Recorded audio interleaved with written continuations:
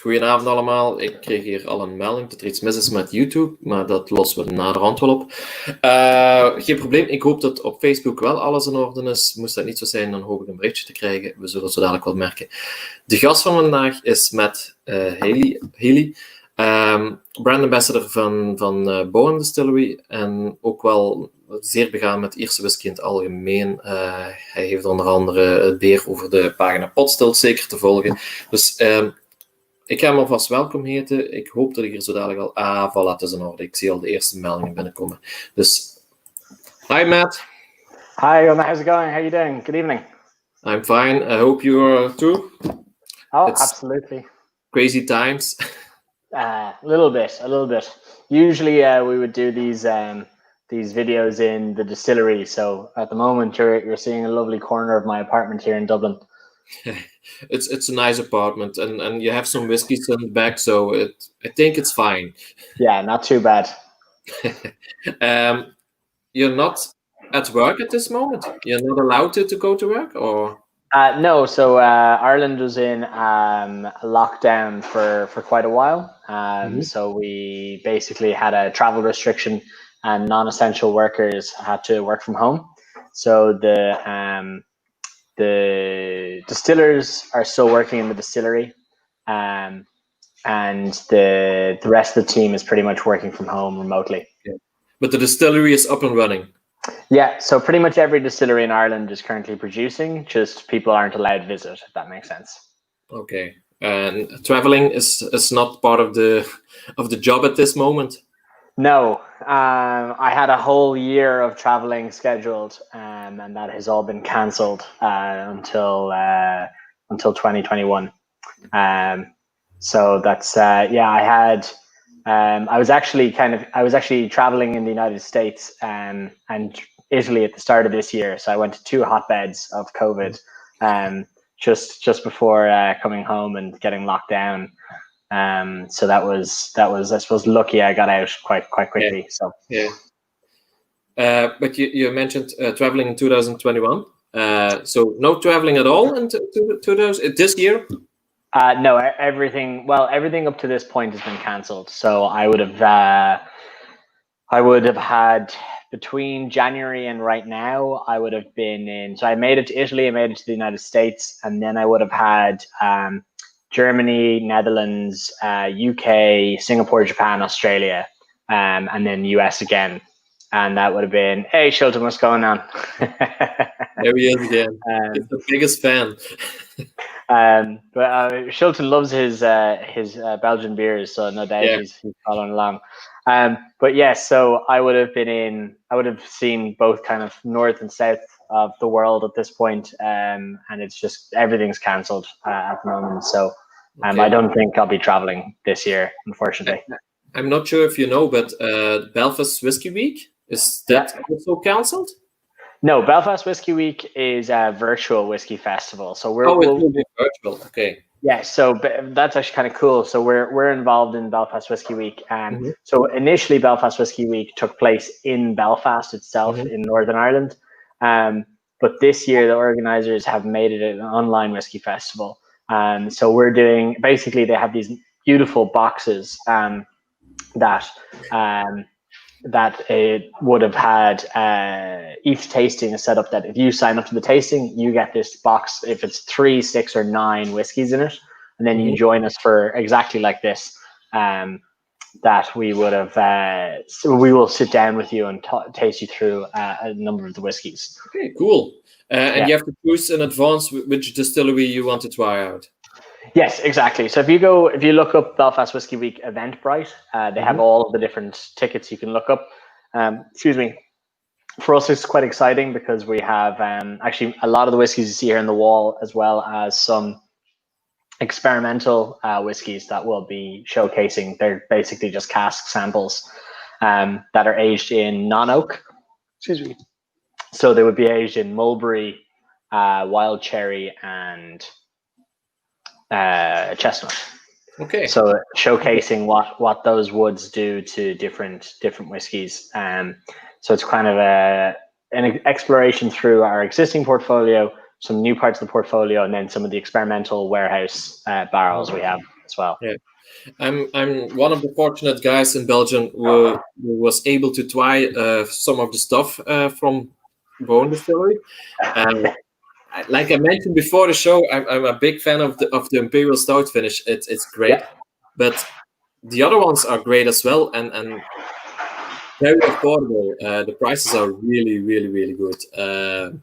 So why haven't we heard about Boann Distillery and the Whistlers in general in Belgium yet? Yes. So the Whistler itself is kind of a new enterprise. So the family I work for, it's a family company, and they have been working in the Irish drinks industry for the past 40 years. So initially they set up there you go, that's the Clooney family. So pretty much everyone works in the business in some degree. And basically they set up Ireland's largest alcohol distribution company.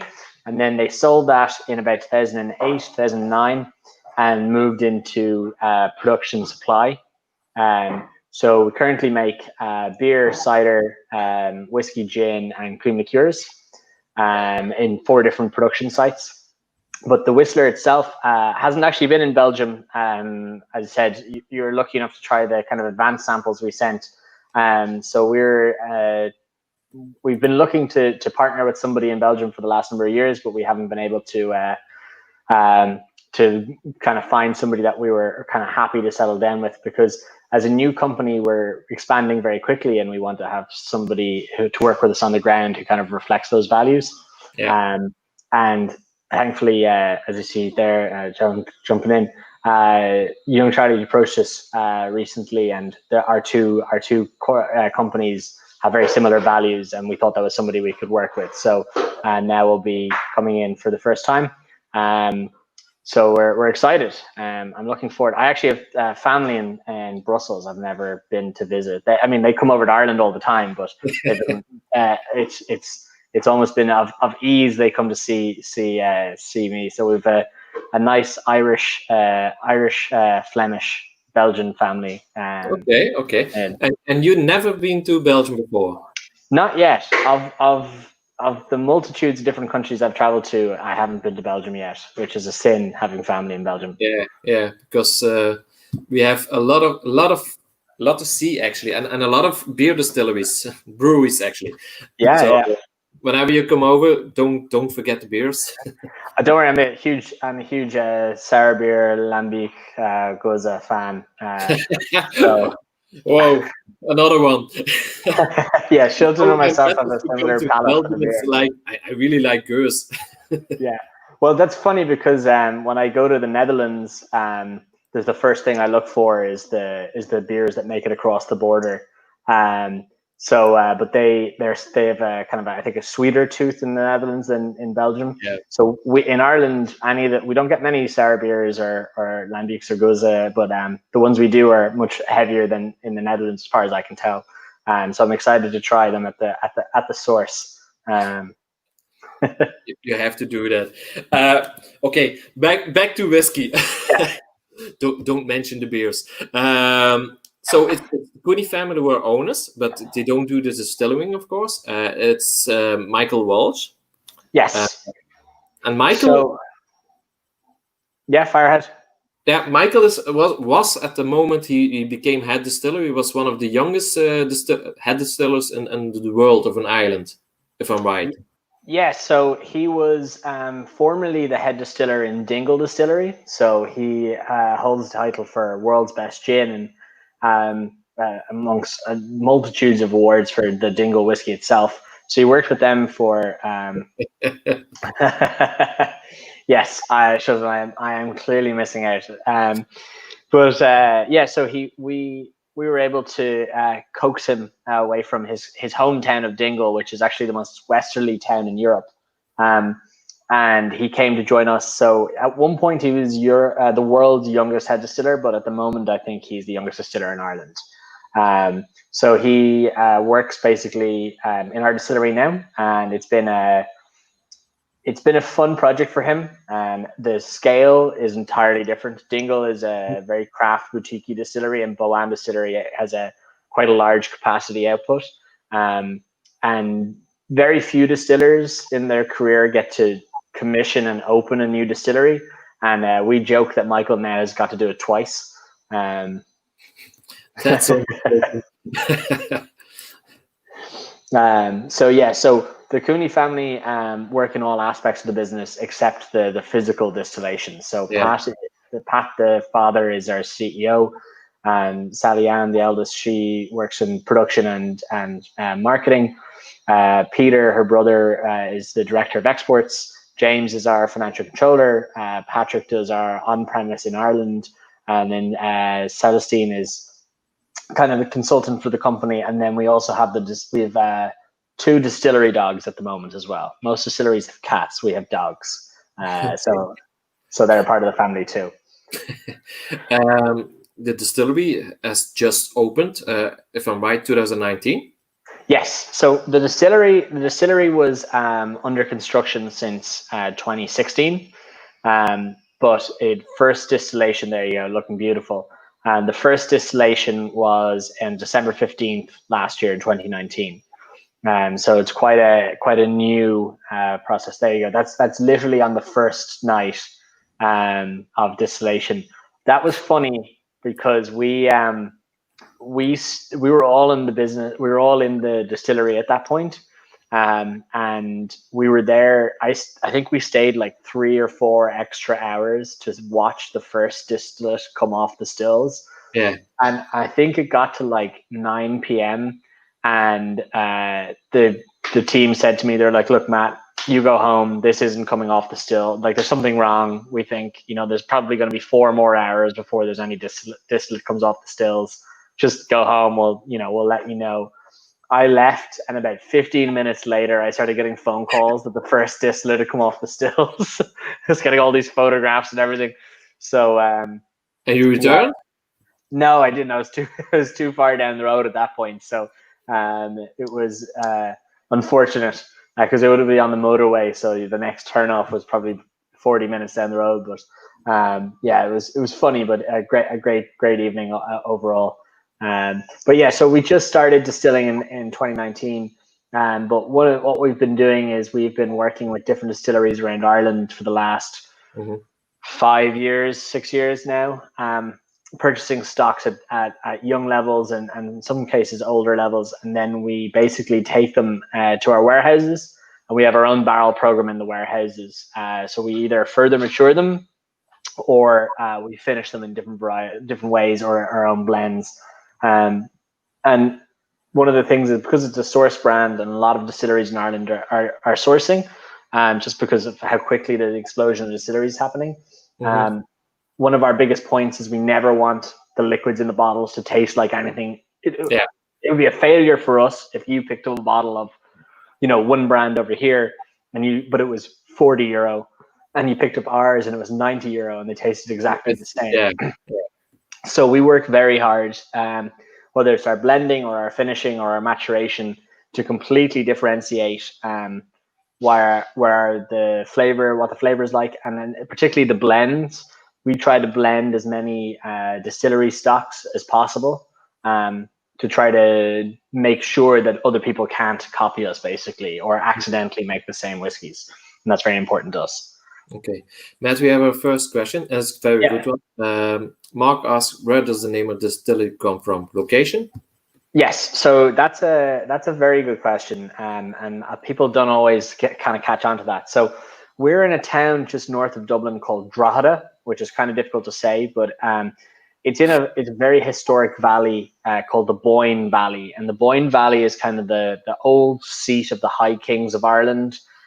It's where all of our mythology comes from, all of our stories, huge thousands of years of history in this one valley, and the river.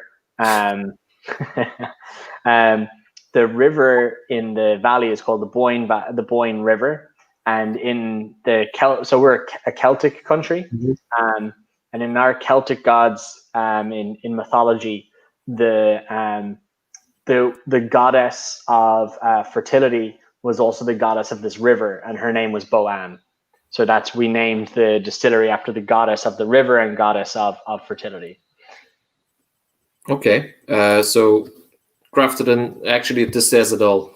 Yes, exactly. So the Boyne Valley is the location, and then Boann is the actual name of the distillery. Okay. So it's a new distillery. So I presume it's very economic built and very ecologic. Sorry. Yeah. So was there a lot of experimenting going on, or is it just a normal kind of distillery, like most of the other distilleries, the older ones? Well, one of the cool things about our Irish distilleries are because they're quite new, and the older ones are quite state of the art. The people that came before us, like Irish distillers in Jemison and Bushmills in the north, their distilleries are what are called zero waste distilleries. So everything is recycled. The grain is given to farmers. Anything that's hot that needs to become cold heats up something that's cold and needs to become hot. So it's a huge amount of heat recycling. And they kind of created the blueprint for the rest of the distilleries in the country. So almost every distillery in the country has a heat recycling system. So from that point of view, it's pretty state of the art. There's a huge amount of heat recovery, water recovery. Then in the actual stills themselves, we worked with an engineering and still building firm in Italy. And there you go, that's the stills. And if you have a look, there's a lot of pipes going into the kind of the side of the stills there. You can see in the kind of center and middle still. So we have a lot of different technology in the stills. So those are reflux coils in the neck. They're in the intermediate and spirit still. They're basically, we wanted to be able to create 3 different styles of distillate in the same stills. So light, medium, and heavy, depending on what markets we wanted to make stocks for, essentially. Yeah. And then in the line arm going across the top, we're the first whiskey distillery in the world to use nanocrystals. So basically, if you imagine small, tiny rocks or pebbles are pushed into the line arm, and then a copper paint is put across the top of them. Excuse me. And it increases the copper contact by six times. So even when we're making very heavy distillate, it still takes out any unwanted sulfurs or carcinogens. And then in the actual condensers themselves, can't see my hands, we have on the bottom are called subcoolers. So they work at very, very cold temperatures, below 0. And what it is we can have the condensers, they're normal shell and tube like most other distilleries, but we can actually run those very hot because alcohol only does the stripping when it's a gas and not a liquid. So if we keep the vapor hot coming down the condensers, we can strip to try to make it quite light. And then the subcooler at the bottom will flash condense, so everything turn back to liquid. And alternatively, we can also heat up cool down the condensers to flash condense at the top if we want to make very, very heavy distillate. And again, any problems with sulfur are kind of taken out by the nanocrystals in the line arm. So there's a lot of scope for experimentation in that. And regardless of recipe, if you put in just 100% malted barley, I think we can make 27 permutations of spirit types just by changing it. And that's what our distiller Michael is doing at the moment. He's figuring out what does everything taste like at these different levels. What does it do? So it's quite interesting. I imagine there's not always three times distilling. At some points there will be 2 times or even more than 3. I don't think we'll do more than 3. We probably won't go the Bruichladdich route and go 4. Okay. But double distilling is something. So we have 3 pots lined up, and double distilling is actually something we're looking at the moment. And it's particularly on the top of my head because we physically had to figure out were the pipes for the pipe between the stills make any sense. And thankfully, I think it was initially it was double and triple distilled, and then I think the double kind of got forgotten about a little bit. But thankfully, at the beginning, it was very much in the minds of everyone. and it was built in, which is quite nice. So now that we've the triple distill coming out, we're thinking back again to see, do we want to, like, what does a double distilled Potstilled taste like? What does, double distilled peated malt taste like? So we have those opportunities. So you mentioned it. There will be Potstilled as well. So it's not all single malt. So right now we started on Potstilled. So we commissioned the distillery on single Potstilled, and everything to this point has been single Potstilled. So we're going to go single Potstilled, and then in maybe a month's time, we're about to swap to we call antique or vintage mash bills. So the mash bill is just a recipe, but we're going to be taking old tax records from the 1800s and making the recipes from those tax records. So we'll be including a lot of oats, a lot of wheat, a lot of rye, a lot of unmalted barley, and putting those through the stills. I think we have 10 different recipes from about 1840 till about 1950. So again, very experimental. Yeah, exactly. And that's what we're trying to do. We're trying to show my first whiskey. We're trying to showcase what we can do and add more kind of flavors and see what's possible with the distillery. For the actual own distilled, a little premature at the moment because we're only about 6 months old in terms of stock. So we've about 2.5 years to go. Maybe around the 4 or 5 year mark, we'll be more accustomed. With the Whistler in particular, we start single malt again in probably December or the New Year, and then that will be the first stocks laid down to go in to replace the single malt elements of the Whistler.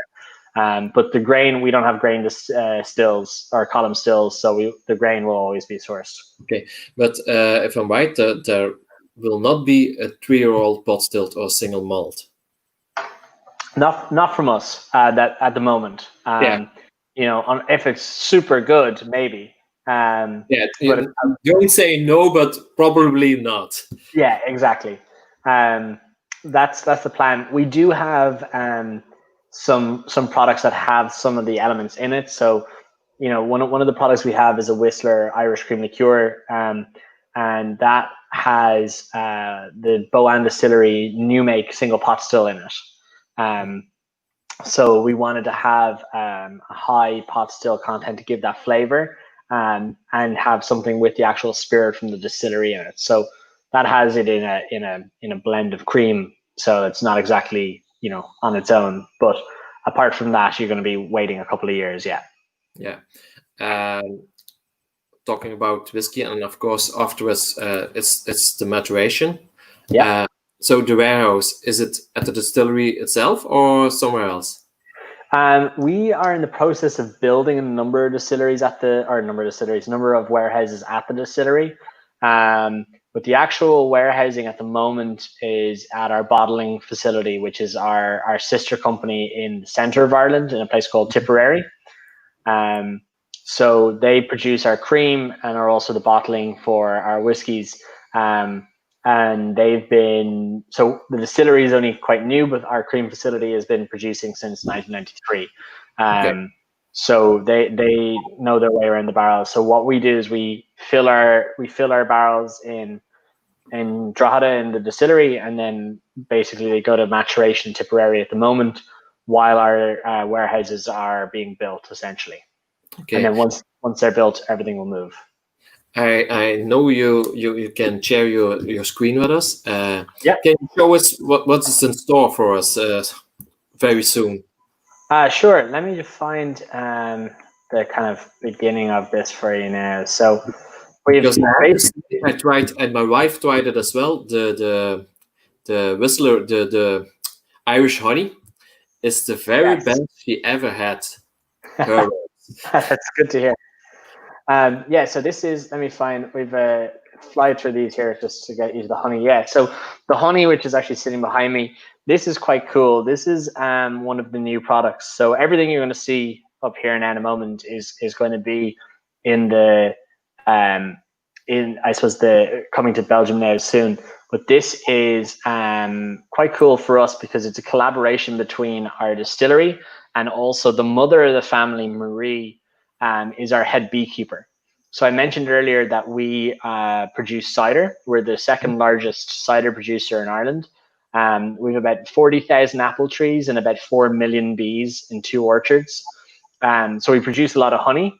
And we basically came up with the idea to to infuse the honey with the whiskey, which if you've ever tried to infuse honey into anything, it is so difficult. Our blending team hate us, but it tastes delicious.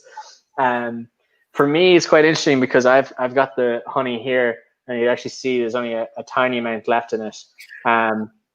That's because before I tried this, I wouldn't have been a whiskey liqueur person, and especially honey whiskeys can either be very, very sweet or very, very alcoholic. And I kind of asked for that to be not the case. And I tried this and it was stunning. I've absolutely in love with this. It's kind of half.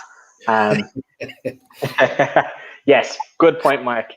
Infuse the whiskey with the honey. But yeah, so it's about 33%.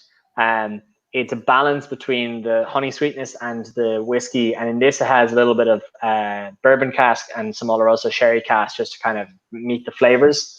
And yeah, absolutely delicious. You can try it very soon, Mark. Very, very soon. We're actually just finishing building all the pallets today. So I'm gonna just jump over here. So this is the second of the trilogy. So the first 3 I'm going to show you are a family together, and they kind of we call them the Whistler trilogy. So they'll be they have a longer label and a screw cap, so they're more the kind of price friendly end of the market. This is our double oaked. It's 40% alcohol. It's about 4 years old and all matured in bourbon with kind of a sherry finish. Some of the malt in there as well has a kind of a nice longer sherry finish to it as well. This is very much a very easy palatable whiskey, and is kind of a nice entry point to the range for people who want to try something new. And then, giving away the goods before we see it. But yeah, so then we have the cream. This is what we talked about earlier. So our sister company, Mary's, is we consistently have been winning world's best cream liqueur for the last couple of years at different world liqueur competitions. So we told our blender to make basically next year's world best cream. Let me see if I can blow that up for you a little bit. Let's see if that helps at all. There you go. So basically, this has this is 20% alcohol, so it's about 3%, 20%. So it's about 3% higher than the average. We also increase the cream content by about 10%, and then we use the Boann Distillery new make single pot still spirit in this. So it has one of the highest cream contents, alcohol contents, and then also the world's first with single pot still whiskey. And even for the European mark, you use 750 milliliters bottles. No, that's just a picture from the US bottle. Okay, so sorry. 700. Yeah, no, they'll be the normal sizes. And actually, that bottle said 19% on the label because the US it's a slightly 1% difference. It's 20% for Europe. We get the better stuff. Exactly. Looking forward to it. Then that's the trilogy pack. Sorry, and then there are the special ones, the Imperial Stout. I know there's a Bodega. Yes, let me show you some of those. Give me 1 second. So we've got a couple of families in the group, if that makes sense. So the trilogy is kind of the first family. Then we have what we call our cask finish family.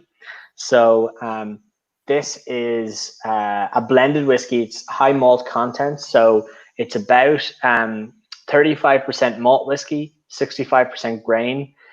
They spend the malt's about 4 years and the grain's about 5 years in ex-bourbon. and then they are married together and finished in Oloroso sherry hogsheads for 1 year. So this whiskey is core range. It basically always be available. 43% non-chill filtered, no caramel coloring. This is meant to be your kind of graduation for people who want the flavor of a single malt without the price point, if that makes sense. Yeah. So people moving up from maybe their Jameson or their Bushmills original want to try something new, but perhaps don't want to pay the price of a big single malt. And then they have, this one is actually kind of close to my heart. I worked a lot on this project when I first started working in the company. So I'm a big fan of this one. Apologies, let me find the sisters. So this is one of our limited editions. Calvados? Yeah. Yes. I tried it as well. Very, very, very good. I'm delighted you think so. Yeah, this one, thank you, Mark. Yes, we put a lot of pride into our designs, and they kind of, the brand itself is kind of progressing in its identity, which is quite nice. This is again, this is actually the exact same base liquid as the Oloroso. So 35% malt, 65% grain, exact same ages, except instead of putting into Oloroso for a year, we put it into Calvados casks from Chateau de Broye in Normandy for 15 months. So this is batch 1. We basically made 3,000 bottles for this, and we're in the middle of producing batch 2 at the moment. And what this is, we use quite floral Calvados casks, and they were also quite large. So that's why it took quite a long time to get those beautiful kind of stewed apples and cinnamon notes. And then in our batch 2, we're going to give kind of a combination of the kind of more earthy Calvados tones with also the more floral sides as well, to try to take those different styles to kind of give a balance of the flavor and try something new. This is yeah, this is particularly my favorite whiskey at the moment. I have an almost empty bottle up here, but this kind of throws the rule book out the window. So this is 35% malt whiskey like the other two, then 15% grain, so 1.5, and then 50% wheat whiskey. So the wheat whiskey is kind of the secret weapon of this blend. We matured all in bourbon casks, and while that's maturing, we give our brewery, Boann Brewhouse, you see on the label there, excuse me, these sherry hogsheads that have previously held whiskey. And they mature an imperial stout beer for 6 months, getting all the flavors of the beer into the wood.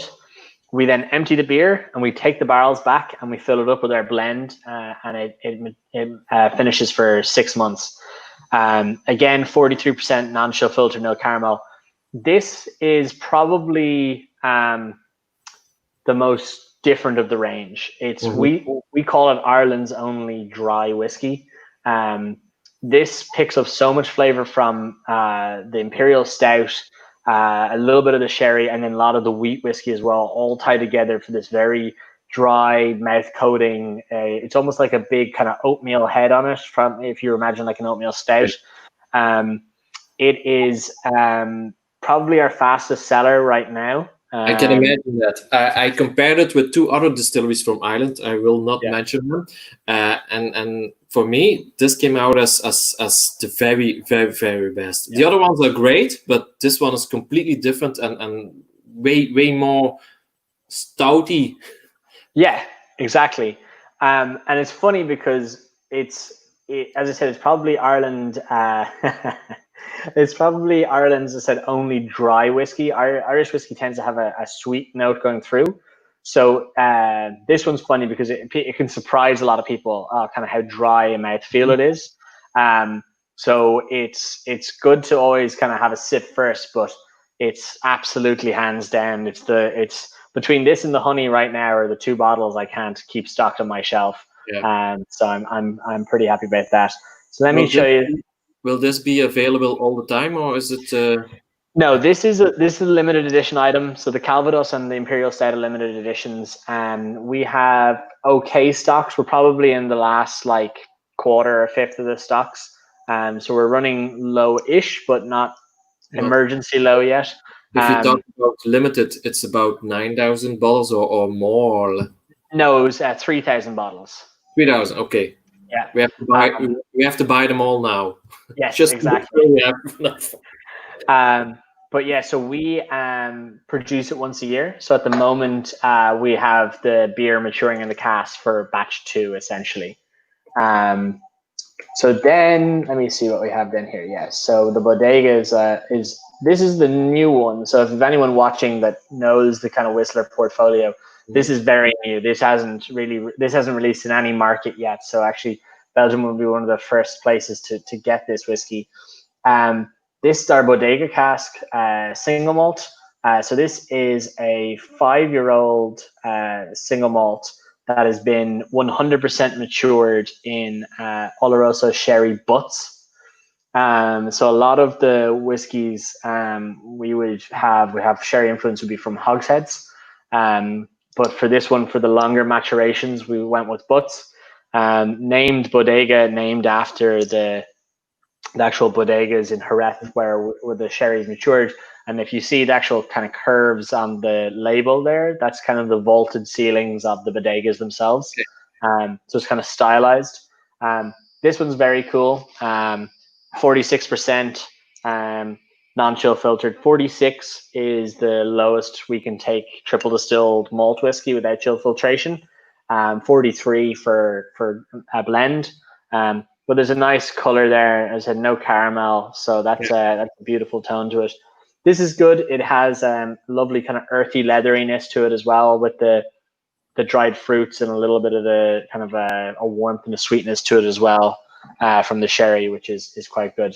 We do a lot with Oloroso sherry, and this has been a brilliant and without overpowering, which is very helpful because you never want to do that too much.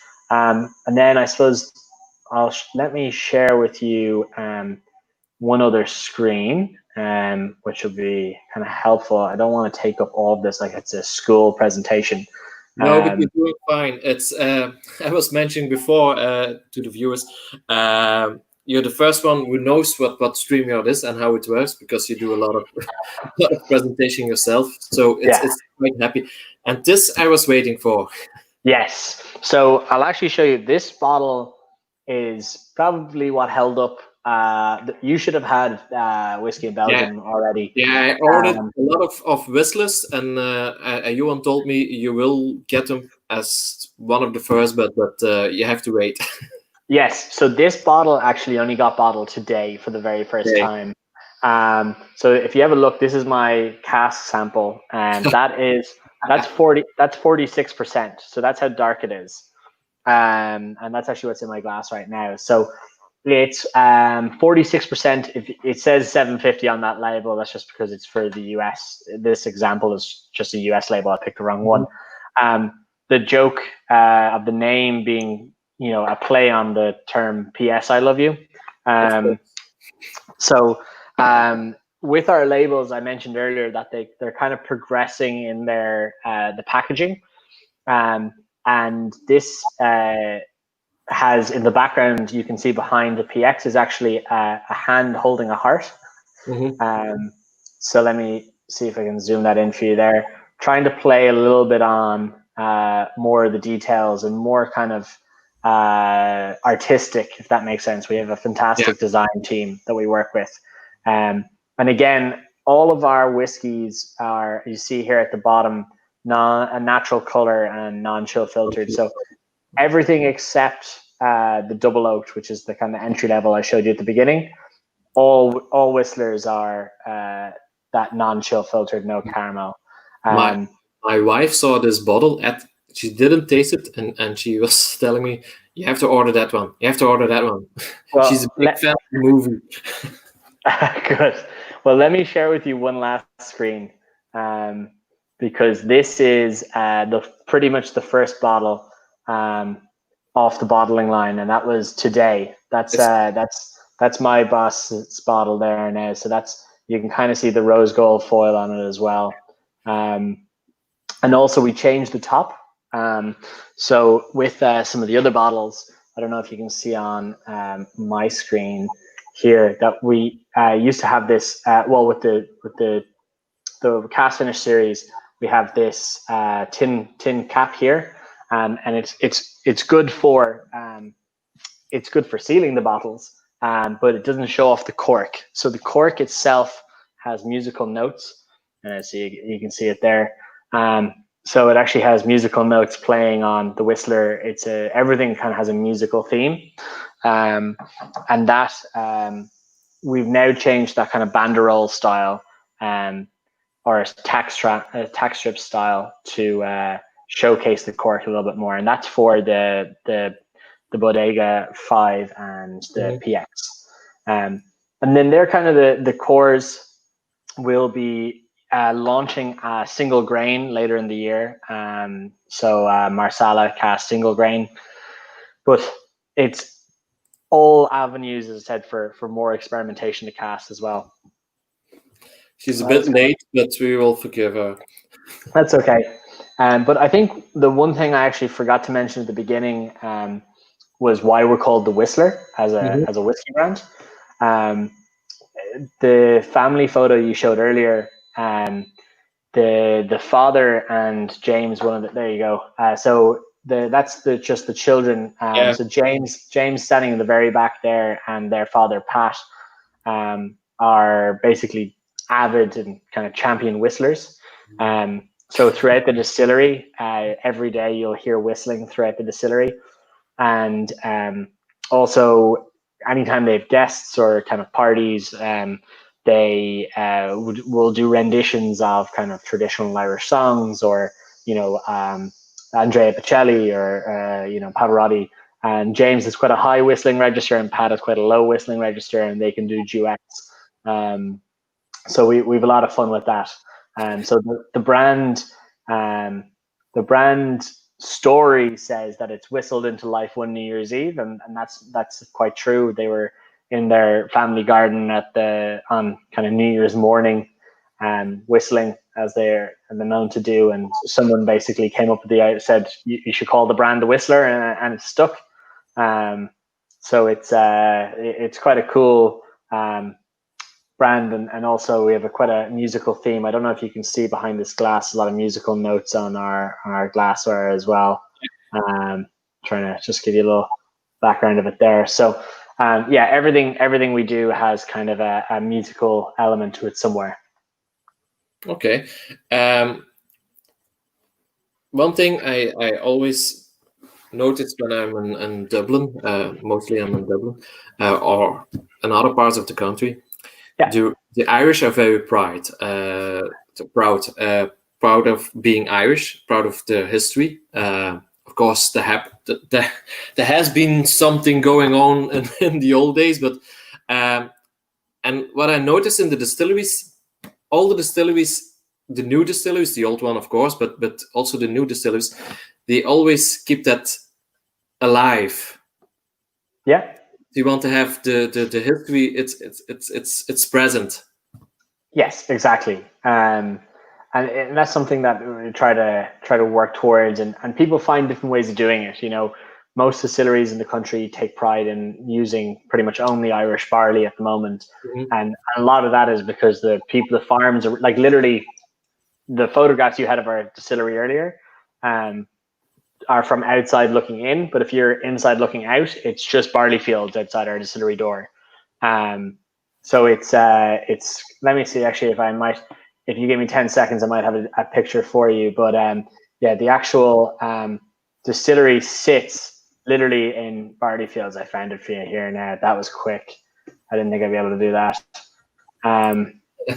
So that's all around us there are just barley fields. And if you have a look kind of at the distillery itself, those are kind of giant windows that face out onto all those barley fields. So that's quite cool. And that where all that glass is the distillery proper. You can see to the left are silos, and that kind of rectangular buildings are mill. And then out the back is our brewery, our warehouses, and then also our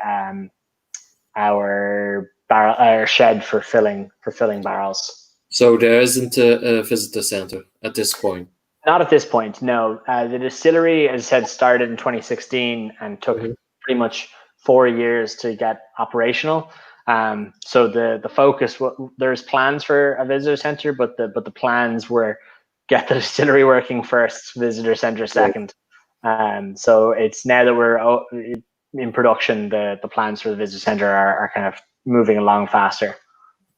I'm gonna do it. I hope you don't mind, but the distillery is family owned, family based. If I hear the story, it's quite similar like the Teelings. How so? It's family owned. There's dad involved. I was really big at this point in the liquor history. In your case, it isn't whiskey, but it's more the beer and other stuff. But yeah, no, it's very similar in history mind. Exactly, yeah. So with the Teelings, their father John would have been making the whiskey, and in the Cooney family, Pat would have been selling the whiskey. So that would have been the idea, but similar ideas as well. Pat and Marie set up the distillery, and it will be kind of carried on by the children of the Cooney family. So everyone will everyone works there now, and I don't see that finishing anytime soon. So it's a cool family enterprise to work for. Yeah, it's a very good thing. Matt, something completely different. Actually, it isn't that much different, but it's about you. You're involved with whiskey in general, Irish whiskey mainly. Yeah. You have your own, how you say it, podcast, and you do a show online as well. It's called Potstilled. Yes.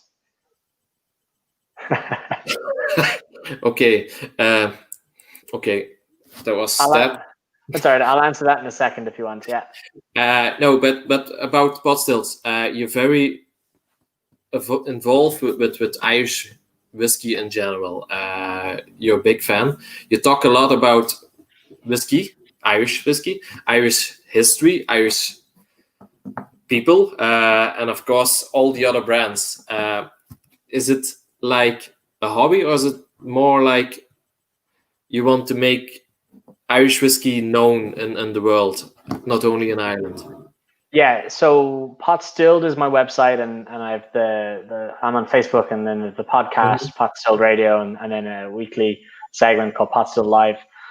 And that started as just trying to share.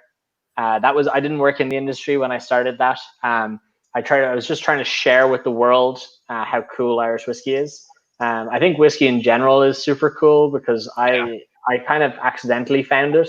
And when I found out that we've been making, whiskey the exact same way for 600 years, technology has changed. We have supercomputers and nanotechnology, but whiskey in any country still has to be water, yeast, grains, wooden barrel plus time. Like you can't speed it up. You can't fake it until you make it. And I found that amazing. It's kind of like the slow food revolution. It's you gotta do it right. And I thought that was amazing. And there's a huge history of it in Ireland. And Potstilled was set up to promote everybody essentially. So I work in this, obviously this t-shirt being my work capacity. And then if I'm wearing my other t-shirts, I've got my Potstilled life. That's to promote the category to anyone who'll listen, if that makes sense. So it's trying to, and I go in depth sometimes, and I go top line of fun information other times, it just is kind of a combination, but it's to kind of share with anyone who'll listen the fun parts of Irish whiskey and also answer questions. I'm listening. Exactly. Okay, you answered that very well. Then, of course, Mark's question: did you cover the gin yet? We haven't covered the gin. We do have a gin still in the distillery. So we have a 500 liter Bennett copper gin still, which also has the nanotechnology and a botanical basket. So we can macerate in the still and then also lighter botanicals in the basket. We have 2 gin brands coming very soon. They're literally just getting printed at the moment. Unfortunately, with COVID, most non-essential industries are shut down in a lot of countries. So actually, one of the things we haven't been able to get for a very long time is paper stock. Yeah. So literally the paper for the labels. And that was one of the most annoying things, particularly for the PX that was showing you this guy. It's the reason there's no label, was because we physically, the label houses couldn't get the label or the inks or anything. So the gins are a little behind because of that. But we've 2 brands coming, one called Silks and another called Copper Cloud. And they are, we call them Irish dry gin style. So it's botanical led, it's no compounds, and basically using Irish ingredients. And they'll also quietly include ingredients from kind of the family's heritage. So we have a huge amount of apple trees in our orchards. So you'll see a lot of apple blossom. But then we also have, obviously, as I said earlier, a huge amount of bees. So there's also Irish honey in some of them as well. So there's different ingredients from the different kind of parts of our business and the family's heritage as well. And Michael Walsh, our distiller, does hold the current title for world's best gin for his Dingle gin. So we're hoping that we can steal that in some years time for Boann Distillery world's best gin. Okay, would be a good thing. Patrick wants to know, any cars for sale? Asking for a friend. Yes. Asking for. We did have an initial cask offering that was kind of the first set of casks that would come out. And that sold out a kind of a number of years ago. But we're about to offer a new kind of cask offering, which will be some quite unusual and kind of special and unique. As I said to you before, we're going to be making some very unique distillates coming up, and we're going to be offering some of those to the public as well, as because we didn't want to keep them all to ourselves. Yeah. So give people a chance to taste some of that liquid history.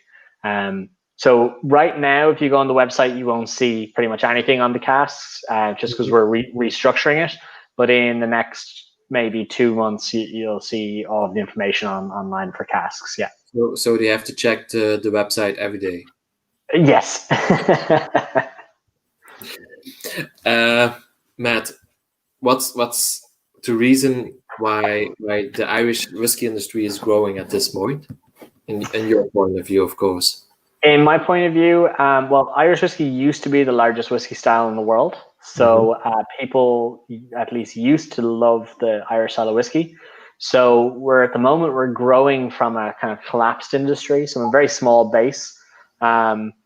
People like the differentiation in style and taste. And so we're offering, people are so used to, particularly in Europe, Scotch, single malt Scotch, either peated or non-peated, but they're very used to kind of a set flavor profile. And obviously Scotch has a range of flavor profiles, but Irish gives kind of the next over in terms of flavor offerings. And I think people are enjoying that differentiation. It's quality product. And then also Irish whiskey kind of has a little bit of everything. It's got the entry levels, and even at the entry level, the likes of Jameson or Tullamore Dew are very palatable, very easy to drink. And then you can just go straight up the line and they're all very easy to drink. And also, I think, there's not many cultures in the world that has a pub in every city in the globe. So I think Irish whiskey, thanks, Juliet, I appreciate it. See me now. Yes, but it is a lot of different things. I think the flavor, the quality, but then also, the Irish are liked around the world. So even Irish pubs give kind of a small beacon, and as well, it's new. People are excited about new. Whiskey is all about exploration, and particularly if you're if you're already a whiskey drinker, you can kind of have the exploration into Irish if you've never had it before. But then we find that people who already drink Irish are that kind of explorer of flavor. So when I say to somebody, hey, there's a dry whiskey up here, if you already drink Irish whiskey, bite that out of my hand, you know? Yeah. So it's just a multitude of different things, but I think flavor, quality, and exploration at the moment are the big things. Yeah. Another thing I mentioned when I first visited Dublin about 13 years ago, Temple Bar, of course. There was a lot of whiskey, but it was all Scotch and maybe some 2 or 3 Irish whiskies. At this point, and that's a good thing, it's almost everything is Irish whiskey. And if you're lucky and you want to have a Scotch, you can find a few Scotch whiskies. Of course, there are some bars with more Scotch whiskies, but in general, Temple Bar, it's all about the Irish whiskey. So, and where are all the people going to? It's of course Temple Bar. Exactly, and that was a thing for a number of years in Ireland. You couldn't get Irish whiskey. You know that, like you said, it was you'd see teachers in Glenfiddich and exactly, prefer the Irish. And I was actually watching Peaky Blinders before I jumped onto this call. So, so at that point, there was very few distilleries in Ireland. In particular as well, Irish people weren't drinking whiskey. You know, we're a very big beer country, a very big wine country, and 10 years ago, you know,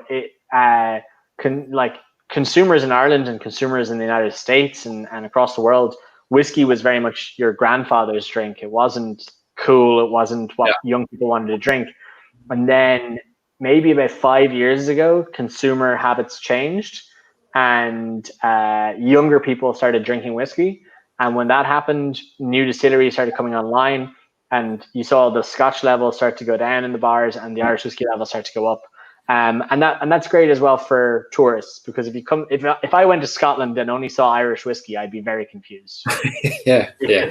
But if you visit Dublin at this point, there's the Whiskey Museum.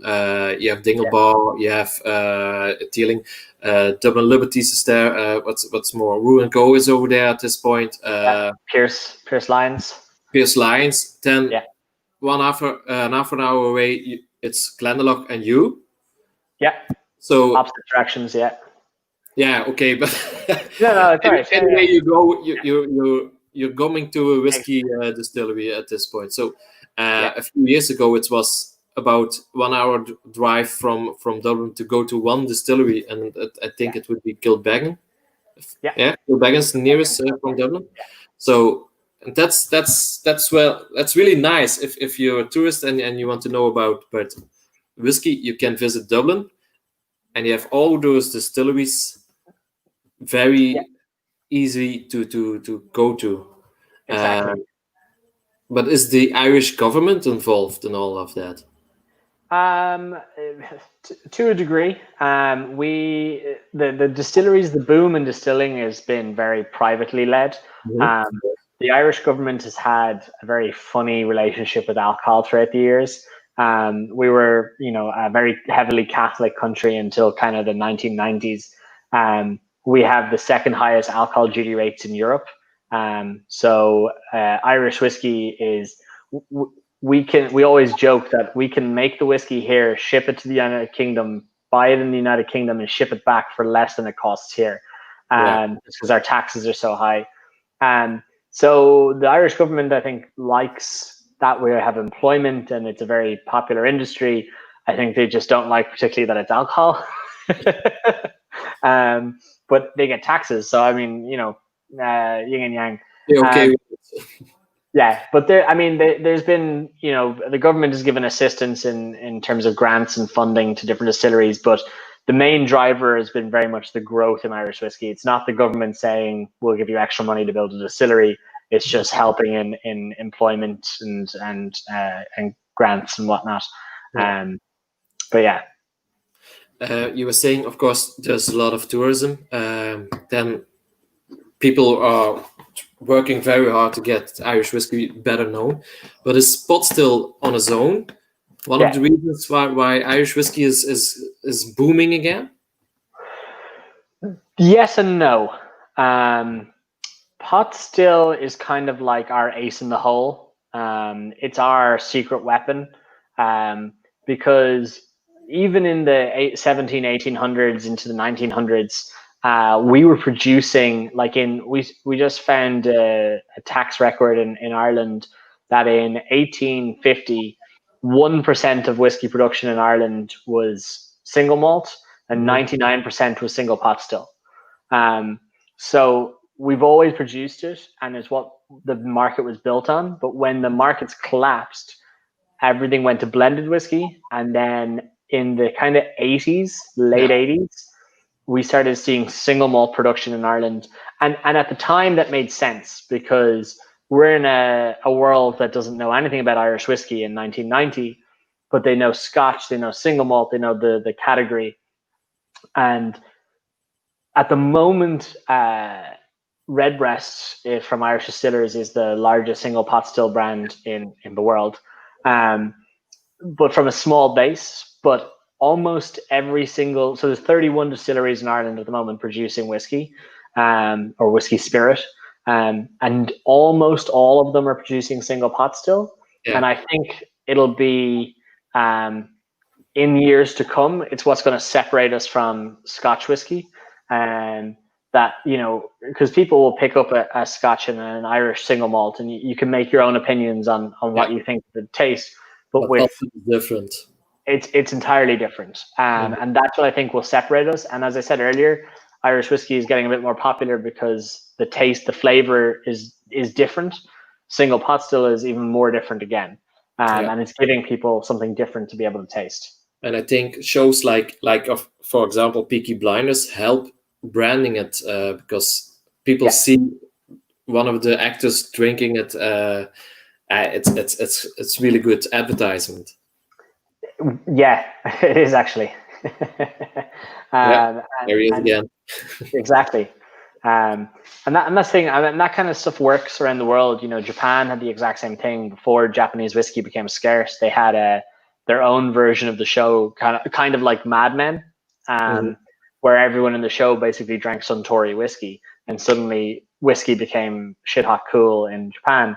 Mad Men did the exact same thing in the States. It drove whiskey sales and sales of old fashions, and Peaky Blinders has increased the sales of Irish whiskey because it makes it cool, you know. And I'm not complaining about that. I really like the show Peaky Blinders, so I'm gonna let that.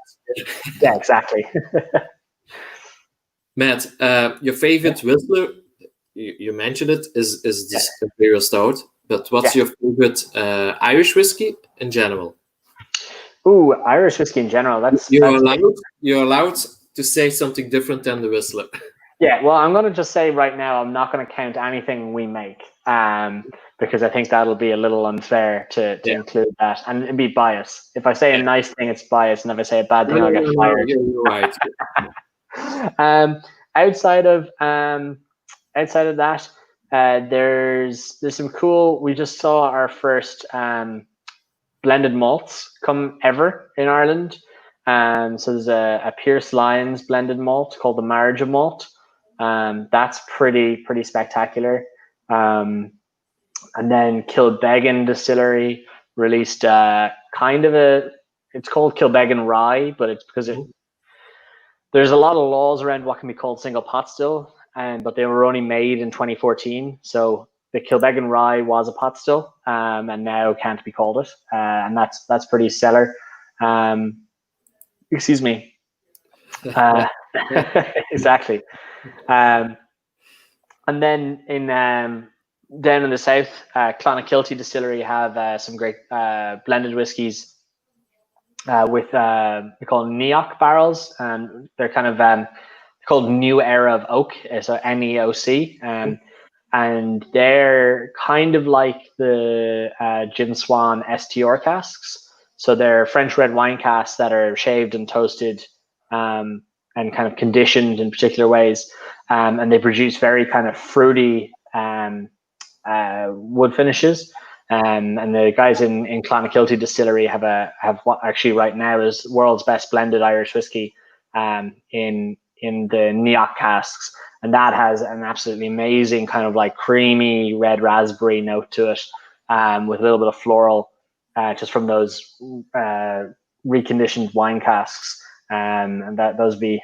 So there you go. I've got to be a blended malt, my favorite blended malt, my favorite blend, and my favorite rye. Okay. And now in general, all whiskeys included, what's your all-time favorite whiskey? All-time favorite whiskey. All right, I'm gonna cut out Irish because I'm just gonna be biased. I'm gonna just pick Irish anyway. What am I just gonna say? Wow, there's a lot. I'm a big fan of bourbon. Basil Hayden is a particular fan of mine. Knob Creek. Over in Scotland, you got some great whiskies. Balvenie, Glenallachie. I think if I was gonna pick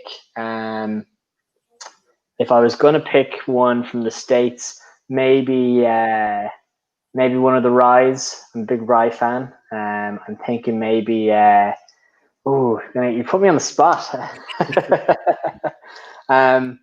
The guys up in New York State, Tuttle 10 Spirits, they make a Manhattan rye, made with New York corn. I'm gonna pick that as my not Irish favorite, like big bold flavors of rye whiskey. And rye whiskey, I think it's unsurprising. Rye whiskey is often called the cousin to single pot still whiskey in Ireland. But you see, it's funny. It's called the Tushin man, so yeah.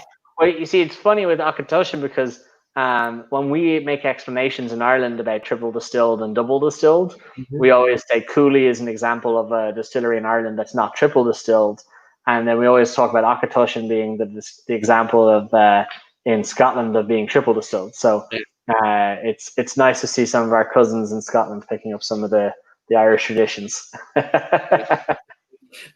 That's another story, I think. Matt, you're working for the Boann Distillery for a year now? 2 years? Just over 2 years, yeah. Over 2 years. So the distillery is growing.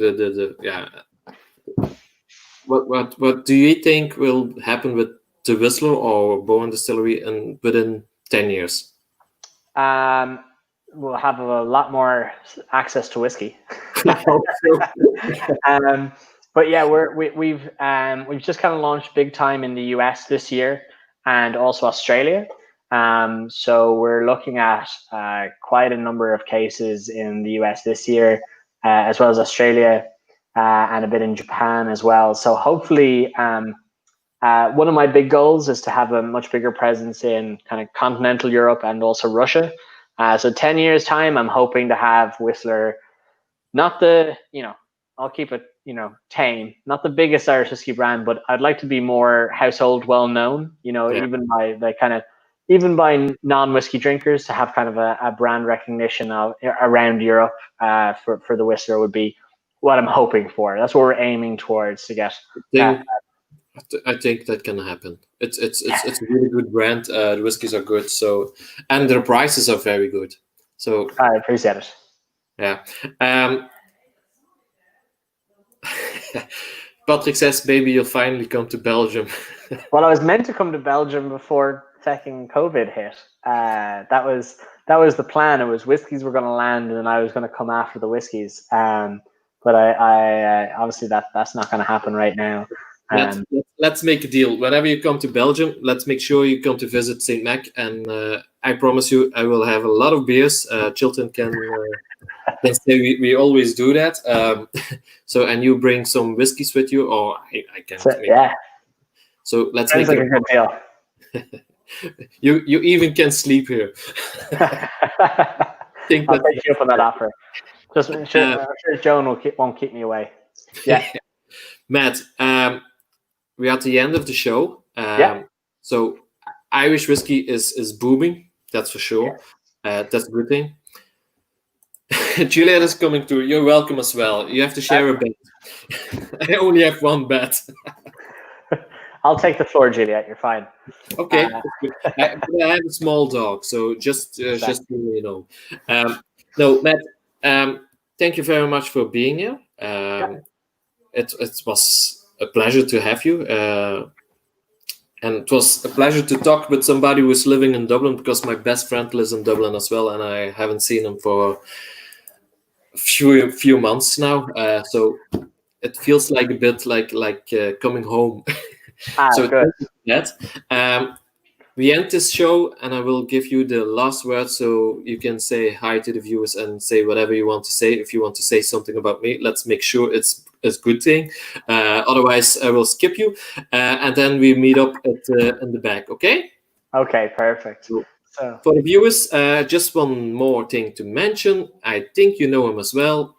Next Saturday, we have Paul Dempsey with us. Paul, Mr. Motorhead himself, will be joining us and talking about Spy Distillery and some other stuff.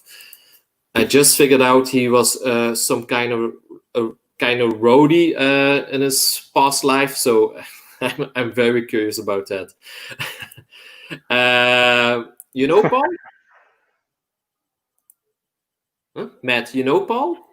I've met him on the road around. I actually, you had your list of guests coming up, and I knew a few of them from different shows that I meet around Europe. All right, so it's a small but very friendly community. Yeah. It's a big world, small community. So yes. It's good. So Matt, I will leave you for the viewers. So for the viewers, thank you, and I will be seeing you and talking to you next Saturday. Goodbye, and it's all up to Matt. Yes. So guys, thanks so much for tuning in. I hope you've really enjoyed learning a little bit about the Whistler Irish Whiskey. Obviously, it is much easier to learn and enjoy when the liquid is actually on the shelves and you can pick it up and sample it yourselves. So it's coming soon. As I said, everything got finished bottling today, so it's going to be with you guys in the next couple of weeks. So thank you so much, guys, for listening to me. And I hope you have a lovely rest of your week and a lovely weekend. And yeah, sláinte.